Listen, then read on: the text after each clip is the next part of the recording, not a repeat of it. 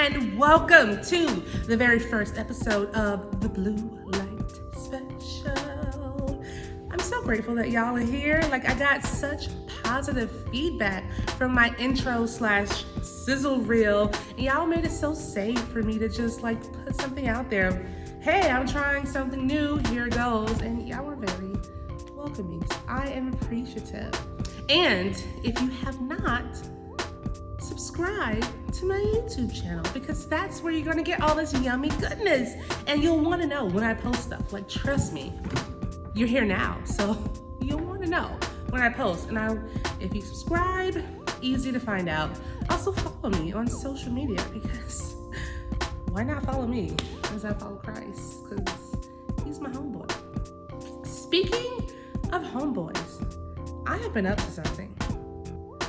Want to know what I've been up to since we last spoke? Have you seen it? Oh, tell me, have you seen it? Oh, that is me and my homeboys in the latest issue of SRQ magazine.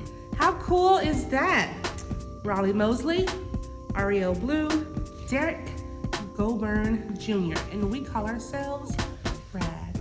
And clearly, it's a rad world. So I'll post more about that on my website. Check that out. But that's one thing we've been doing.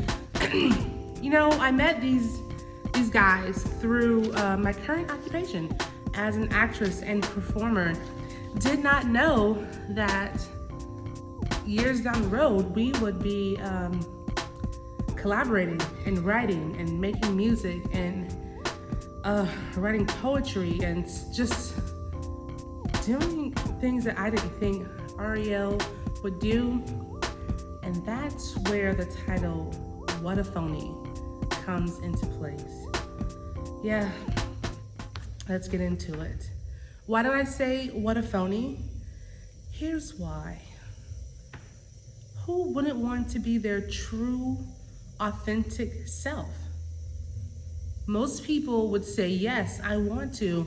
And yes, I wanted to, but I didn't find myself doing that. Isn't that funny? For those who see me perform, you would think, oh my God, of course, you're very authentic. Of course, this is you. But deep down inside, I knew how I was feeling and things weren't right. Let me start from the top. So let's say 2017 is here, and I'm listening to this podcast that I love called The Friend Zone, and the podcaster starts talking about something called the Imposter Syndrome. And I was like, it's very interesting. What is this?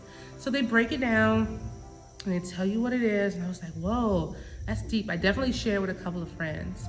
Fast forward to 2019, I'd met this visual artist in New York. We just, I met her through her boyfriend, and we did as all millennials do. We all traded phones and followed each other on social media. So earlier this year, in 2020, she had this transparency post where she was talking about being an imposter. And what she was saying and breaking it down, I was like, yo, she's reading me for Phil. Why? I thought we were friends. So, of course, I hop in her DMs and I'm like, girl, that post was for me. You definitely talking to me I've been dealing with this, and we just go back and forth. And I was surprisingly, unabashedly honest with her. And it probably helped because she's in New York, I'm in Florida, so I can say this and not feel the judgment. But then she responded. And so we just instantly connected. She was like, we gotta talk about this. We have to help other people. And I was like, you're right, we have to. And it got me to thinking, why was I feeling like I wasn't being my true self? Who knew that meeting her in 2019 and then in 2020, I would have to sit with myself for several months because we're in a pandemic. So I had nothing but time. Me, myself, and I chilling and working it out. And they got issues, okay? they got issues, and we all had to sit and deal with those issues. And I had to confront myself and be like, yo, why are you the way you are? Why are you responding to things the way you are? Why are you saying negative things like this? You're not being honest. Very phony, Ariel. Very phony. So I did some research, and there's a lady called Valerie Young who described the imposter syndrome as anxiety or self-doubt that stems from like attributing your successes to luck and external factors. Like, it couldn't be you, you know? And I was like, ooh.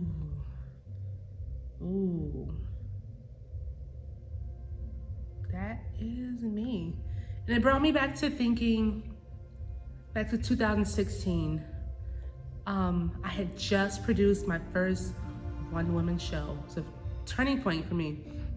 And my drummer for that show, he had a friend who was on the board of this children's organization. And because I had done this spoken word piece in my show, they were looking for someone to write a spoken word piece for them to perform at like their big charity event. So he recommended me. I took the call, we talked, and she was like, we kind of, just want a spoken word piece, but here's some things, here's what we are about, here's our website, pretty much build, like get your information and then give us a piece. And I said, okay. This was several months before it was time because of course you plan.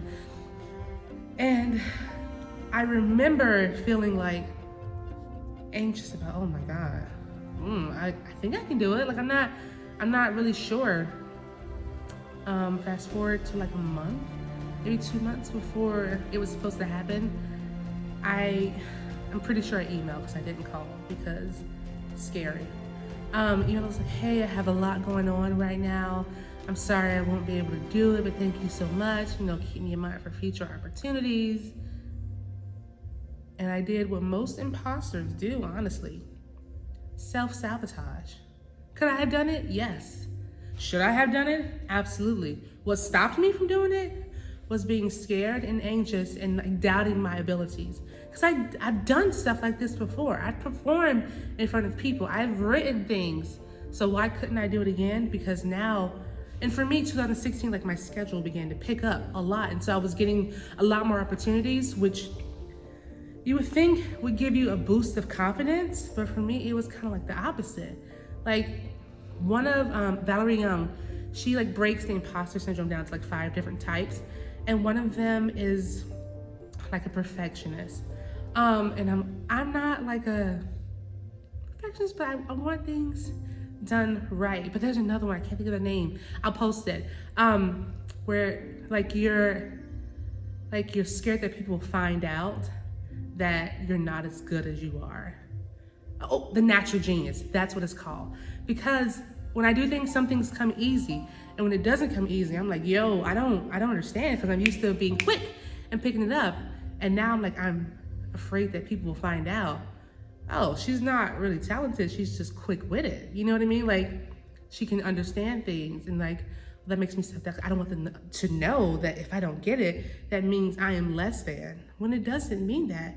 But a lot of like, that way of thinking definitely clouded how I moved. Oh my God. For some reason, I am tearing up.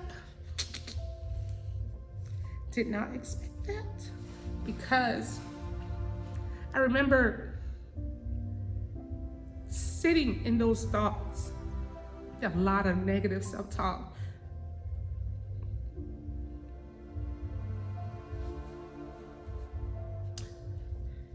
All right. The stuff we feed ourselves is so important, so important.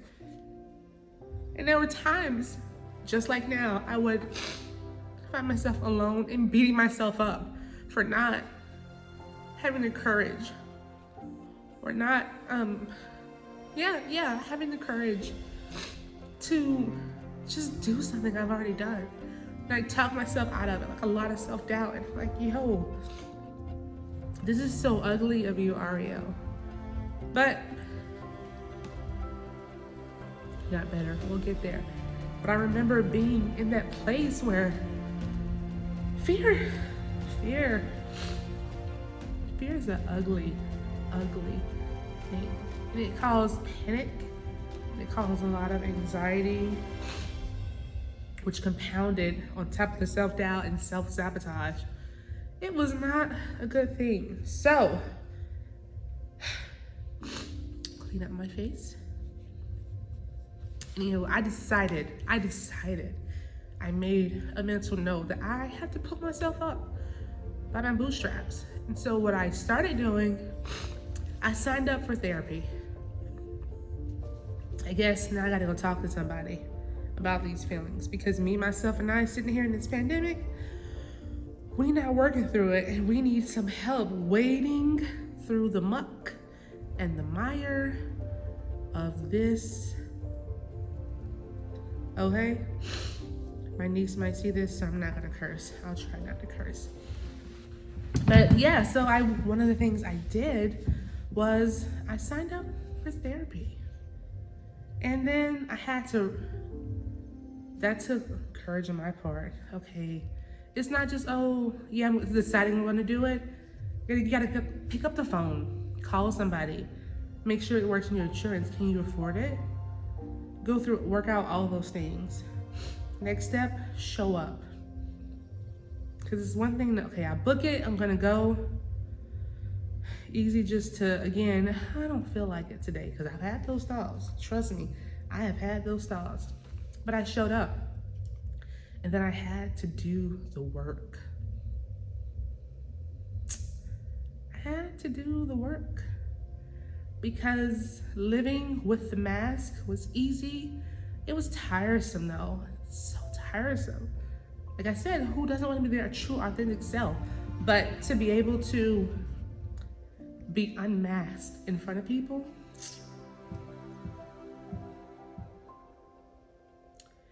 that takes fortitude, a lot of mental fortitude, to be able to say, I don't have it together, I want to have it together, can you help me get it together? And that's where I found myself in 2020. And so, like I said, I made a decision to do better. And then, just like, as soon as I made the decision, things started to change. I'm like, how easy was that? Like, as soon as I decided to step out of fear into faith, which sometimes your fear tell you that is a big leap. Sometimes it can just be a step out of fear into faith. I decided I don't want to be this imposter. I don't want to sit here and try to act like everything is perfect or that I understand it all, because I don't. And honestly, it's a daily battle or a daily commitment. Not a battle, it's a commitment every day to decide I am going to put in the work today to make sure that I don't go back to feeling the way I felt this time last year. So, yeah. And honestly, I'm going to talk more about this imposter syndrome with the woman that I met in New York, the artist. Her name is Kalita Carrington. We're going to talk more about this. But I want to hear your thoughts. I'll post everything about Valerie Young and her breakdown of the imposter syndrome, but let me know how you've been doing, especially with this pandemic. Like, what's going on with you? There's a lot of good. I brought you up to speed with like the issue I was dealing with. So I'll come back and give you more, and I'll still have my face on because it's a lot of work to look like this. You know what? Let me breathe and just take a moment.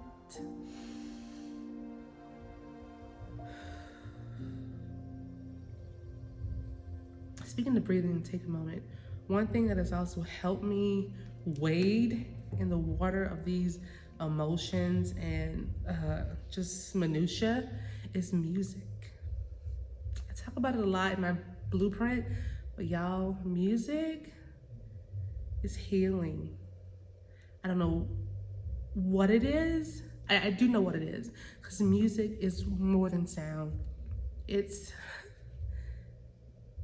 conveys emotions. It conveys a lot, and it can help you get your ish to and gather. Yes, it can. So what I have been listening to is this artist called Smote. He is like